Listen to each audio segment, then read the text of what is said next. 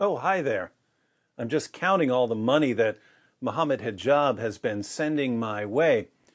Mohammed Hijab has been making it rain. And I don't mean in the creepy golden showers way that he loves to talk about. He's making it rain these Andrew Jacksons. Wow, Andrew Jackson was a white slave owner, just like the Prophet Muhammad. You'll recall that Mohammed Hijab, the tactical genius who keeps accidentally supporting our work, has been trying to get us banned from Patreon. These guys are Islamophobes, and obviously they desecrated the Quran last week. Well, the call to action here is very straightforward. We're going to go to Patreon, okay? We're going to go to Patreon, we're going to make an account, and then when we make an account, we're going to mass report, both of their channels. But like everything Hijab does, it backfired. He ended up getting me and the Apostate Prophet way more patrons. It would have taken me another 2 years to get the number of new supporters I got in the past 2 days. So thank you, Mohammed Hijab. The check for your cut is in the mail. I hope it doesn't get intercepted by the British counterterrorism agents people say are watching you. Unfortunately, Hijab's video calling on his fans to mob flag our pages on Patreon has been removed for violating YouTube's policy on harassment and bullying. Harassment and bullying. That does sound like Hijab, and like his ideology in general. I should point out, however, that I have no problem with Hijab's video. So, to the YouTube Trust and Safety team, I was being targeted in that video, and I say it's okay to put it back up. Unlike some people, I'm not made of glass. Speaking of people who are made of glass, Hijab's brothers in futility have been bombarding Patreon with complaints about us. Ali Dawah. How to report Patreon funding of David Wood and the Apostate Prophet. Let's see when funding stop if they were doing it for the money or cause they really saw Islam as a threat, lol.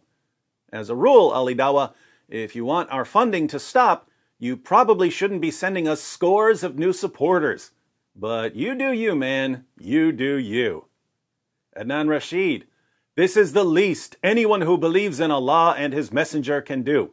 Please share far and wide and cut the funding of these evil Islamophobes.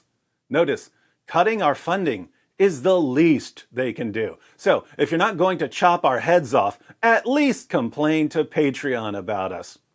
And my personal favorite, Farid. Farid is the one who leaked Yasser Qadhi's private emails and ultimately led to Yasser Qadhi admitting that the Quran has been corrupted.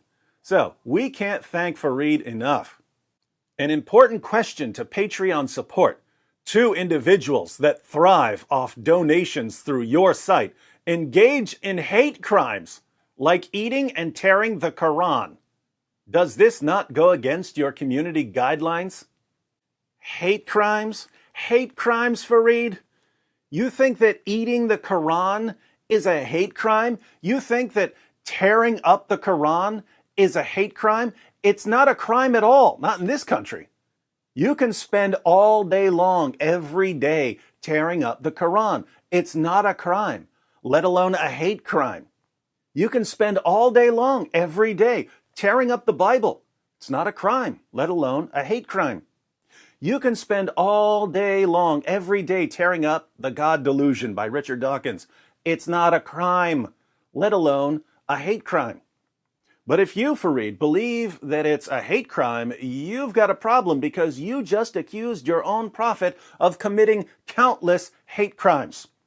Or did you forget about all of the passages in Islam's most trusted sources reporting that the prophet entered Mecca, and at that time there were 360 idols around the Kaaba? He started stabbing the idols with a stick he had in his hand. He started stabbing the idols with a stick? That's a hate crime, right, Farid? Oh, let me guess. It's perfectly acceptable for Muslims to desecrate the idols of other religions, but immoral and illegal for non-Muslims to desecrate the Quran.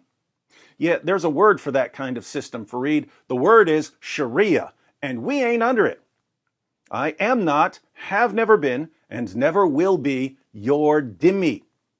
So either saw my head off or get used to me not submitting to the commands of an illiterate 7th century caravan robber.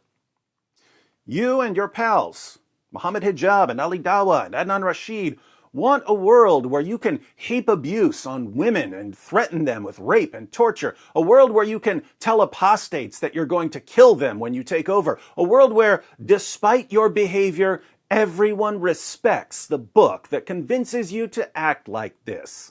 That's the world you want. But here in the real world, there are consequences for insulting and threatening people's wives.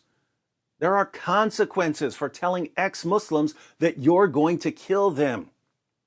Earlier today, ex-Muslims started the Desecrate the Quran hashtag on Twitter and YouTube.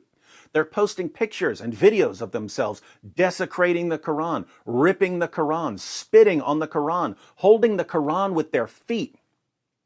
Why are they doing this? Because your community, Farid, keeps threatening them and insulting them and heaping abuse on them, and they're sick of it. What are you going to do in response, Farid? Are you going to try to get these ex-Muslims banned from YouTube, banned from Twitter?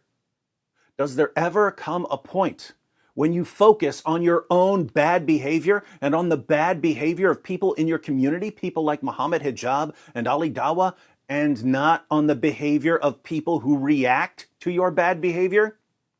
Does there ever come a point when you try to earn respect by showing respect and not by heaping abuse on people? But by all means, keep mindlessly following Mohammed Hijab. What could go wrong there? As for everyone else who's watching, the link to my Patreon page and the link to the Apostate Prophet's Patreon page are in the description box. As you can see, I don't need the money, but I do enjoy watching Mohammed Hijab and Ali Dawah and Farid and Adnan Rashid and all their fans throw tantrums when they see that, in spite of all their efforts to control us, all we do is win.